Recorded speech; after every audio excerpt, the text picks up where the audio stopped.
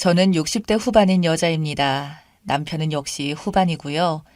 저는 27살에 시집와서 재산만 30년 넘게 했습니다. 시부모님 돌아가시고 나면 그만하려나 했는데 피는 못 속이는지 무슨 소리냐며 고집을 피더군요. 그런데 어느 날 제사를 그만하는 게 어떻겠냐며 저에게 다가와 심각하게 물어보더라고요. 제가 뭐라고 대답한 줄 아십니까? 치매 왔냐고 물어봤습니다. 그러니 웃더라고요. 웃는 모습을 보면서 다시 한번 치매를 의심했었고요. 근데 그 말이 진심이더라고요. 갑자기 제사상이며 이것저것 다 정리하기 시작하길래 뭔가 했습니다. 심지어 그날 아들들까지 와서 난리였어요.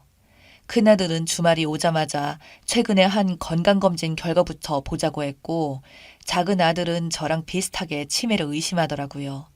그 정도로 이상한 일이었어요. 다들 별탈 없이 잘 지내고 있습니다. 첫째 아들은 36살이고 둘째 아들은 34살입니다. 큰아들은 일찍 결혼했고 작은 애는 작년에 해서 저희 부부만 단둘이 지낸 지는 1년 정도 되었어요. 그리고는 주말에 첫째 내외랑 둘째 내외가 모두 와서 무슨 일이냐며 걱정하더라고요. 그 정도였습니다. 근데 저희 남편은 아이들이 다 모인 자리에서 한술 더 떠서 충격적인 말을 하더라고요. 이번 명절 때는 각자 알아서 쉬어라. 나도 좀 쉬고. 이러면서 명절에 지내는 차례로 그만하자고 제사랑 이제 다 정리하자고 이야기를 하더라고요. 처음엔 긴가민가 했습니다. 그러다가 제삿날이 되었는데 이게 또 마냥 편하지만은 않더라고요. 뭔가 해야 하는데 안 하는 기분이 들고 편하긴 한데 또 불편한 그런 상황이었네요. 그리고 일주일 뒤쯤에 추석 연휴가 다가왔어요. 지난번 남편이 말한 것도 있어서 이번에 정말 아무것도 하지 않고 넘어가는지 궁금했습니다. 근데 연휴 시작하기 3일 전에 남편이 아들들에게 전화를 돌리더라고요. 오지 말라고 하면서요. 이번 연휴에 와봐야 집에 없을 테니 각자 알아서 쉬고 나중에 식사나 하자면서 아들들과 며느리들에게 이야기하더라고요. 제가 30년 넘게 살면서 정말 처음으로 제 남편이 멋있다는 생각이 들었네요. 그렇게 통화를 끊더니 저보고 알아서 쉬라고. 자기는 이번 연휴 동안 지방에 친구 만나러 가봐야겠다고 이야기하더라고요. 제 남편은 워낙에 마당발이라 지방에 친구가 많긴 했습니다. 그리고 애들이 불편할까봐 일부러 지방에 내려가는 것 같아 보이기도 했고, 그래서 저도 따라가겠다고 이야기했어요. 같이 가면 좀 덜 지루하니까요. 근데 남편이 펄쩍 뛰면서 혼자 가겠다고 하더군요. 저렇게까지 난리치니 그냥 알겠다고 했습니다. 그렇게 추석 연휴 하루 전날 저희 남편은 짐을 잔뜩 싸서 나가더라고요. 그때부터 저는 집에 혼자 있었고요. 점심쯤에 며느리들에게 전화가 오길래 무슨 일인가 하고 받아봤습니다. 큰 며느리도 저와 비슷한 기분이라고 하더군요. 쉬고 있는데 이상하게 불편하다면서 막 웃더라고요. 그러면서 대뜸 여기로 오겠다고 하길래 무슨 소리냐고 너희 친정부터 가라고 했습니다.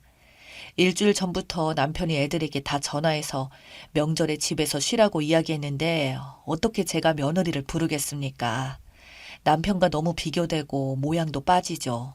그래서 저도 우리 큰 며느리에게 집에서 푹 쉬라고 이야기하고 끊었습니다.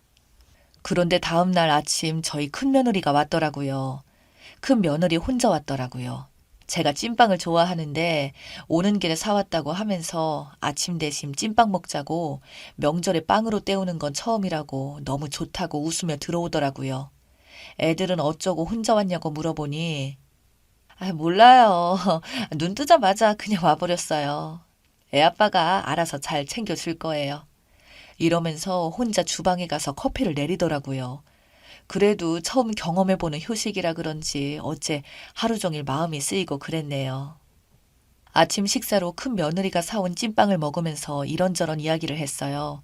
그러다가 며느리가 대뜸 오늘 할 일이 있으시냐고 물어보더라고요. 그래서 아무 일도 없다고 하니 가방에서 무슨 잡지를 꺼내 보여주면서 거기 나와 있는 아울렛에서 함께 가자고 하는 겁니다.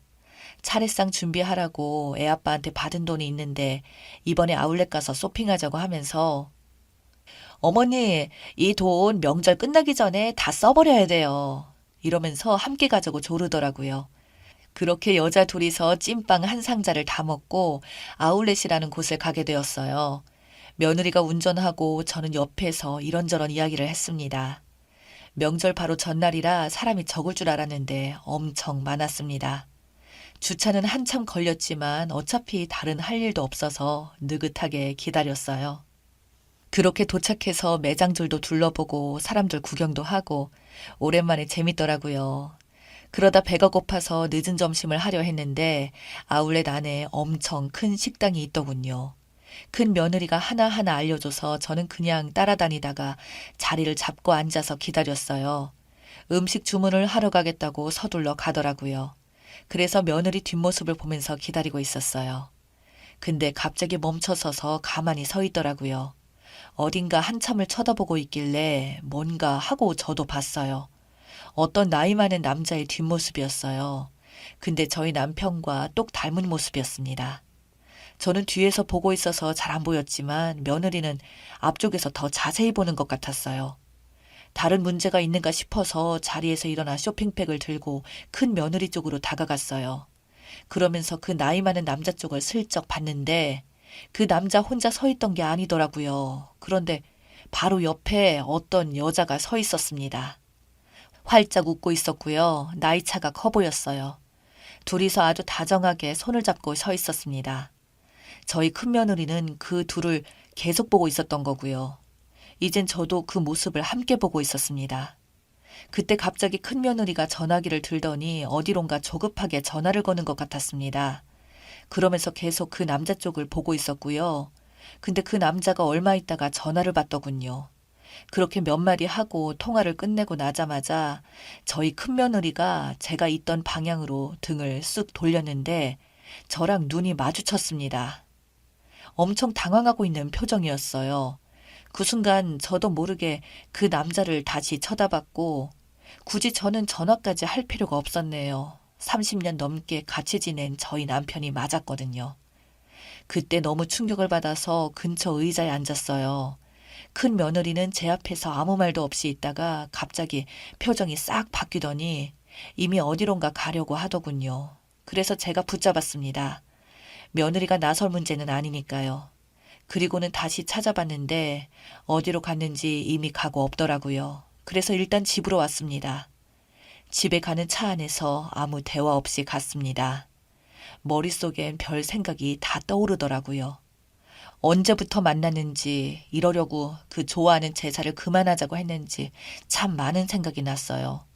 저는 그때까지도 남편의 제사를 그만하자고 했던 이유가 제가 많이 힘들어해서 저를 생각해서 늦게라도 쉬게 해주려고 그러나 싶었는데 그냥 참 너무나 씁쓸했습니다. 그렇게 다시 저희는 집으로 왔습니다. 큰아들도 애들까지 다 데리고 함께 왔고요. 얼마 뒤 작은 아들네도 오더군요. 남편이 쉬라고 했던 명절 연휴를 남편 덕분에 아무도 쉬지 못하고 있었네요. 거실에서는 계속 무슨 이야기를 하는 것 같았고 저는 방 안에 있었습니다. 그 당시에는 뭔가 해볼 방법이 없었어요. 전화해서 물어본다 했는데 아니라고 발뺌하면 그만인 상황이라 이러지도 저러지도 못하고 가만히 있었네요. 얼마 뒤 큰 며느리가 제 방으로 들어오더군요. 잠시 나오시라고 이야기하길래 나가보니 식탁 위에는 종이 한 장이 놓여 있었고 저희 아들 둘이 앉아 있었습니다. 큰아들이 그러더군요. 아버지가 여자를 만나시는 게 맞는 것 같다고 이번에 확인했다고 했습니다. 그러면서 식탁에 있는 종이를 보여주는데 거기에는 어떤 모르는 여자의 이름과 그 옆에 숫자들이 잔뜩 쓰여 있었어요. 저희 남편이 그동안 그 여자에게 돈을 보냈다고 좀 전에 확인했다고 하더라고요. 인증서 어쩌고 한참을 찾더니 이것 때문이었나 했네요. 이제 어떻게 하고 싶은지 물어봤어요. 그래서 제가 대답 못하고 한참을 기다리는데 큰아들이 먼저 그러더군요. 이혼까지는 생각 안 하셨으면 좋겠다고. 한 번 실수하신 것 같으니 이혼을 참아달라고 아주 조심스럽게 물어봤습니다. 그때 갑자기 저희 큰며느리가 소리를 지르며 그럼 어머님 인생은 뭐가 되냐고 용서 이야기를 왜 먼저 꺼내냐면서 저희 아들에게 뭐라 하더군요. 그러면서 저에게 어머님 마음 가는 대로 하시라며 제 손을 꼭 잡아주더라고요. 그래서 일단 생각을 좀 해보겠다고 했습니다. 저는 고민 끝에 남편에게 전화했어요. 지금 당장 집에 돌아오라고 할 말이 있다고 했습니다. 그러자 남편은 지금 친구랑 함께 있어서 내일 올라가겠다고 안 된다고 하더군요. 그래서 제가 그럼 그 여자친구도 함께 데리고 오라고 같이 얼굴 좀 보라고 하고 끊어버렸습니다. 결국 남편은 그날 밤 늦은 시간에 집에 왔더군요. 혼자 왔더라고요. 오자마자 저에게 소리를 지르며 다 늙어서 무슨 의부증이라도 왔냐고 하길래 제가 그 종이를 보여줬습니다. 여기에 적힌 여자 누구냐고 소리를 질렀어요. 어제 그 아울렛에서 함께 쇼핑한 여자냐고, 명절날 그 여자 만나고 싶어서 지내던 제사도 포기하고 둘이 여행이라도 갔다 왔냐고 했습니다. 남편은 저에게 소리를 지르며 무슨 말도 안 되는 소리를 하냐고, 여자는 무슨 여자냐고, 이젠 늙어서 눈이 어떻게 됐냐고 하길래 저만 본 게 아니라 큰 며느리도 함께 봤다고 했어요. 그랬더니 이젠 제가 아니라 큰 며느리에게 소리를 지르기 시작했습니다. 며느리를 생각해서 제사까지 없애줬는데 아주 기가 찬다고 하면서 보긴 뭘 봤냐고 하고 소리를 지르더군요. 남편은 엄청 흥분하더니 아주 여자 둘이서 사람 하나 바보 만든다고 길길이 뛰는 겁니다. 그러면서 저희 큰 며느리에게 소리를 지르길래 저는 더 이상 참을 수가 없어서 귓방망이를 올렸어요. 그러자 이제 남편이 저에게 달려들더군요. 옆에선 큰아들이 그걸 말리고 정말 난리도 아니었습니다. 그때 방 안에서 작은 아들이 뛰어나오더니 핸드폰을 들고 지 형에게 먼저 보여주고는 저에게 보여줬습니다. 거기 사진이 있더라고요. 어제 본 그 여자랑 놀러가서 찍은 사진이던데 그 사진까지 보여주니 이제 뭐 할 말이 없겠죠. 이혼을 말리던 아들들도 이젠 하고 싶은 대로 하시는 게 맞는 것 같다고 하더라고요. 남편과 그 여자 사이가 정말 오래된 것 같았네요. 당구장 다니던 게 다 이유가 있었더라고요. 저희 남편이 당구를 엄청 좋아하거든요. 자주 다니던 당구장 사장인 여자였는데 남편은 없고 혼자 운영한다고 하더군요. 거기서 그 오랜 시간 동안 당구만 쳤겠나요? 그러다 둘이 딱 붙어먹은 거고요. 당구장에 가는 날이면 하루 종일 있다가 와서 친구들하고 놀러 온다 하고 넘겼는데 친구는 친구인데 여자친구랑 놀러 온 거였네요. 한 가지 아직도 이해가 되지 않는 게 갑자기 왜 제사는 다 그만둔 거냐고 물어봤거든요. 그 당구장 여자가 제사상 못 차린다고 해서 포기했냐고 아니면 조상들 앞에 부끄러워서 없앤 거냐고 제가 옆에서 자꾸 물어봤는데 남편은 단 한마디도 하지 않더군요. 그렇게 추석이 끝나자마자 갈라섰습니다. 살던 집은 팔아서 나눴고 위자료도 받았습니다. 남편은 지방에 내려가 혼자 지낸다고 들었고 당구장 여자랑은 더는 못 만난다고 하더군요. 그렇게 받은 위자료로 집 구하는 데 썼습니다. 가끔은 화가 치밀어 오를 때도 있지만 최대한 긍정적으로 생각하려고 합니다. 남편도 치워주고 제사도 없애주고 거기다가 큰돈까지 받았으니까요. 어쩌면 조상덕을 제가 다 받는 것 같기도 하거든요. 저는 큰아들네 근처에서 지내고 있습니다. 큰 며느리가 근처로 오라고 난리쳐서 그렇게 집도 알아봐주고 저는 가서 사인만 했네요. 손주들도 자주 보고 찐빵도 자주 먹고 지냅니다. 남편은 어디 사는지는 더는 궁금하지도 않네요. 앞으로 평생 궁금한 일도 없을 것 같습니다.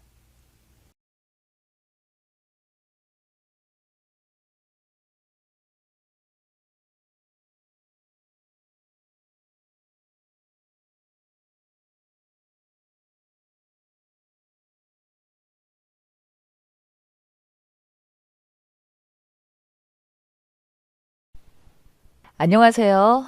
정말 너무 어이없는 상황에 화가 나지만 여기에 글을 남겨서 여러분들의 의견을 들어보고 싶어 이렇게 적어볼게요. 저는 결혼 3년 차입니다.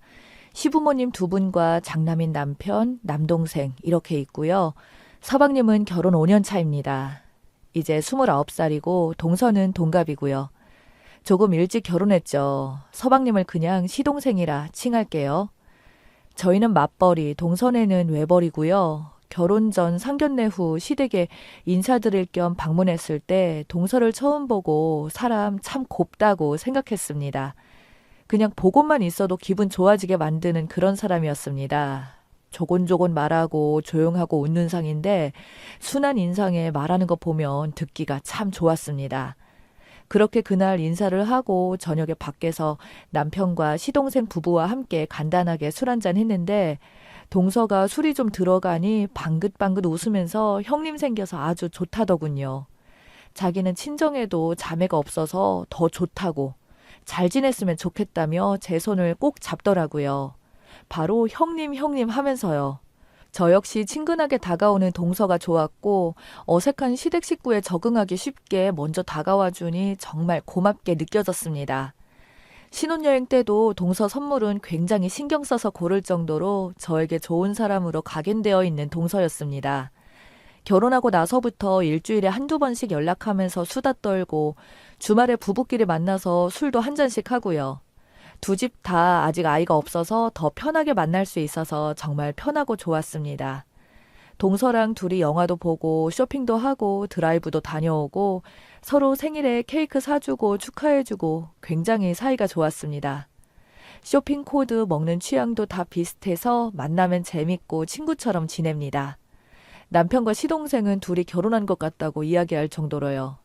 이렇게 저랑 동서가 사이가 좋다 보니 형제지간도 더 자주 모이고 관계가 좋아지더라고요.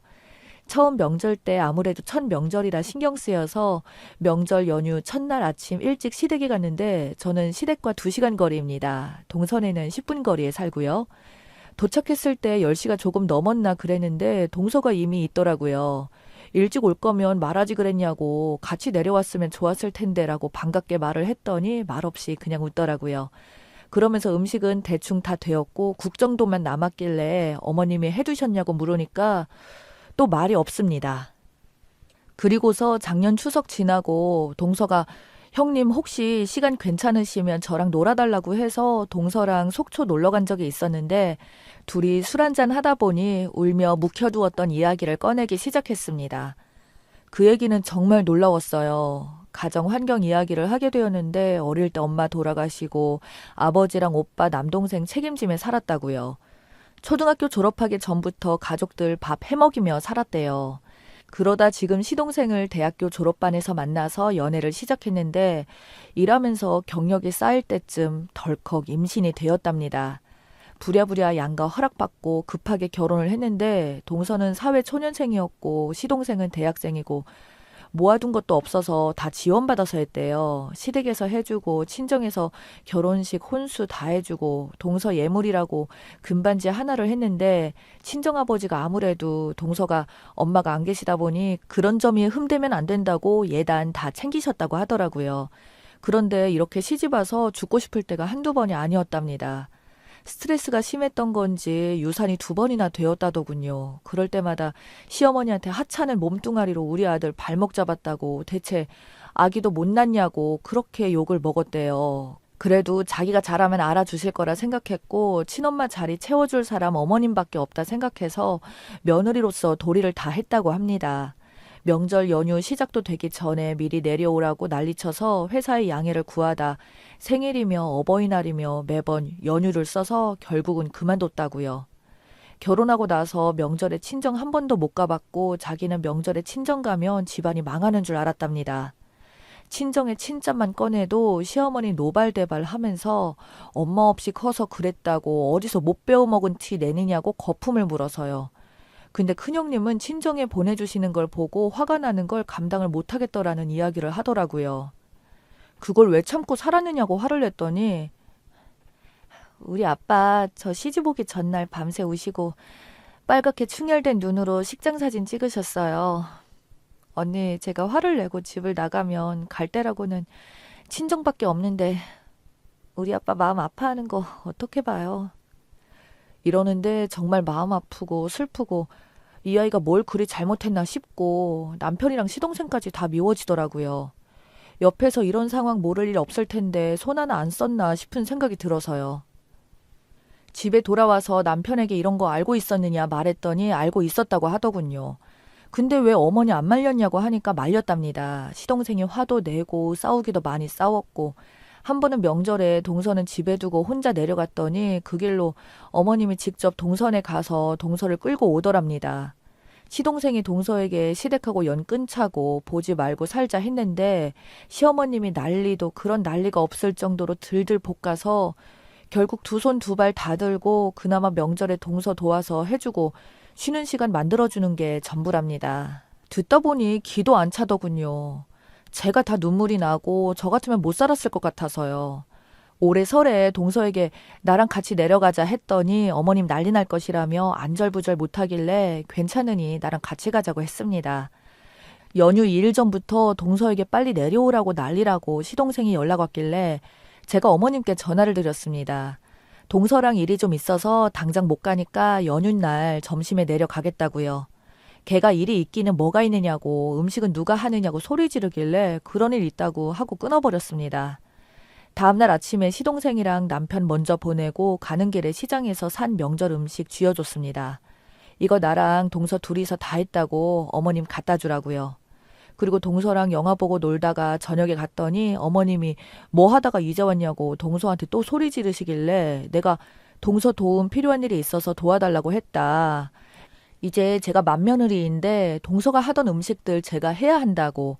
그동안은 동서가 고생 많이 했고 이제부터는 맏며느리 노릇 제대로 해보이겠다. 그것 좀 가르쳐달라고 했더니 쟤는 이 집 귀신이지만 너는 손님이라고 크면서 손에 물 한 번 안 묻혀봤을 텐데 이런 거 어떻게 하겠냐고 하더라고요. 동서 보기가 참 민망했습니다. 사실 저희 친정이 조금 잘 살아요. 결혼식 때 예단도 많이 해왔고 혼수며 집값도 많이 보탰었고요. 어쩌면 그래서 더 동서랑 저를 차별하신 것 같기도 해요. 저는 저 사랑받으려고 그리 한 것인데 이것이 동서에게 큰 화를 입힐 줄은 상상도 못했습니다. 아무튼 대꾸도 안 하고 시동생한테 동서 음식하느라 피곤했을 테니 쉬게 해주라고 나물 몇 가지 정도는 내가 해도 금방이라고 그랬습니다. 시동생은 이미 입이 귀에 걸리면서 예 형수님 그럴게요 감사하다고 했고 동서는 어떻게 해야 할지 몰라서 불안해하고 그냥 방에 들어가 있으라고 밀어 넣었습니다. 더 말이 나오진 않았어요. 저희 어머님 저한테 그렇게 함부로 안 하시고 막말도 안 하시거든요. 뒤에서 무슨 말을 하고 다닌다 해도 내 귀에 안 들어오면 그만이고요. 나중에 어떠실런지는 모르겠지만 지금까지는 그래요. 그리고 나올 때 동서 데리고 같이 나왔습니다. 집에 손님 더 올지도 모르니까 남편은 하루 더 있다가 오라고 했습니다. 시동생네는 결혼 후 첫 명절 친정 나들이인데 같이 가야 하지 않겠느냐고 같이 나가자고 했고요. 여자가 명절에 친정 가는 게 무슨 경우냐고 내일 가라고 또 구박하시길래 저는 지금 갈 건데요, 어머님. 이랬더니 더 말은 안 하시고 그냥 얼굴만 울긋불긋. 어머님이 이런 분이신지 몰랐는데 이렇게 하면 저희 오래 못 봐요. 명절이라도 보고 싶으시면 제발 이러지 마세요. 요즘 연 끊고 사는 사람 많은 거 아시죠? 어머님 같은 사람 정말 많아서 요즘은 다 연 끊고 산대요. 이제 제발 그만하세요. 라고 하고 할 말 다 하고 큰 소리치고 나와버렸습니다.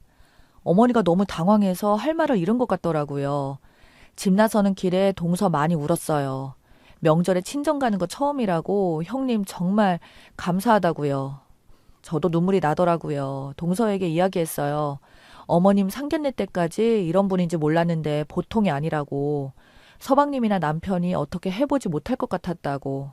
싸울 일이 있거나 끝낼 일이 있을 때 내가 할 테니까 이제 친정 마음껏 다니라고 말해줬어요. 사실 제가 아니면 동서를 구해줄 사람이 없을 것처럼 느껴지더라고요. 그리고 시동생에게 서방님이 중간에서 더 열심히 해줘야 한다. 동서 이제 서럽게 만들지 말라고 했더니 네네 거리네요. 이번 추석도 전날 저녁에 내려갈 거예요. 음식도 사서 보낼 거고요. 동서랑 가까운 데 놀러 갔다가 느긋하게 내려가려고요. 남편한테 설 때처럼 할 거라고 했더니 좋은 데 가서 맛있는 거 먹고 오래요. 어차피 어머님은 남편에게도 뭐라 못하시니까요. 마음 같아서 아예 시어머님이 동서에게 갑질 못하게 하고 싶은데 지금 제 머리로 할 수 있는 제일 나은 방법은 이거예요. 저희 부부를 두려워하시는데 시동생네는 발 아래 두려고 하시거든요. 원래는 추석 연휴에 남편들만 보내고 동서랑 여행 가버릴까 생각했는데 동서가 말려서 그건 참았습니다. 또 모르죠. 어머님이 빈정 상하게 하시면 둘이 여행이라도 확 다녀와야죠. 좀 더 확실하게 시어머니 갑질을 끊을 방법이 필요해요. 제가 이렇게 중간에서 쳐내는 것도 한계가 있는 것 같고 시동생이 어떻게 해보려 해도 씨알도 안 먹히고요. 좋은 방법이 뭐 없을까요? 추가합니다. 일단 동서 일 다시 시작하는 거 어떠냐고 몇 번 운을 띄웠었는데 그만둔 지 오래되어서인지 아니면 자존감이 떨어지는 것인지 잘 모르겠지만 다시 일한다는 것에 막연함을 느끼는 것 같더라고요. 다시 한번 설득해보려는 중입니다. 저희 시어머니 정확히는 저보다 저희 친정을 무서워해요. 시어머니 예단 요구하던 거 다 해드리고 친정에서 큰 소리 쳤거든요. 집도 공동명의고요. 저희 아버지 말투가 경상도 남자라서 똑똑 끊어지는 것도 있지만 눈빛이 좀 사람 죽일 수도 있겠다 싶을 정도예요.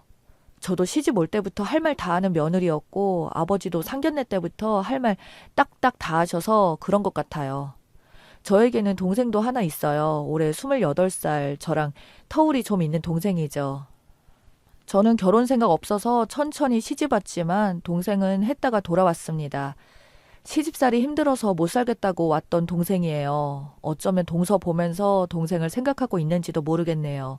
그래서 더 화가 나는 것인지도 모르겠어요. 시어머니 때문에 설레임으로 시작한 결혼이 파토가 나고 자존심이며 자존감이며 다 무너진 동생을 생각하면 너무 가슴이 아파요. 동서만이라도 그렇지 않기를 바라고요. 제가 이렇게 바로 할 수 있었던 이유 중 하나가 아마도 남편의 지원이 있기 때문이겠죠. 내가 너무 심한 건가 하고 물어봤더니 어차피 부모님 돌아가시면 남는 건 형제들이라고 짧게 대답하네요.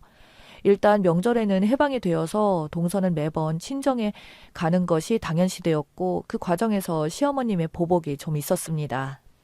아무래도 거리가 가깝다 보니 동선의 집에 갑자기 들이닥쳐서 반찬이나 집 청소 등으로 트집을 잡으시기도 하고 시어머님의 손님 가득 불러놓고 빨리 오라고 해서 설거지를 시키기도 하고 저희들이 보지 않는 범위 내에서 교묘하게 괴롭히셨나 봐요.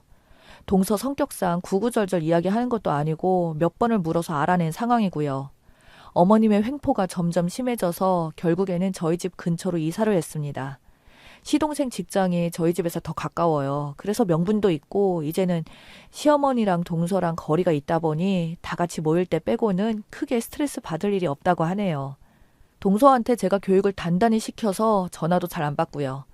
마치 시모와 연 끄는 것처럼 행동하라고 꼭 필요한 일이 아니면 전화도 받지 말라고 그리고 직장을 보냈습니다. 계약직 얘기는 한데 급여가 나쁘진 않고 어머님이 안 그래도 맨날 집에서 뭐 하냐고 타박하시는데 이제는 그럴 구실도 없는 거죠.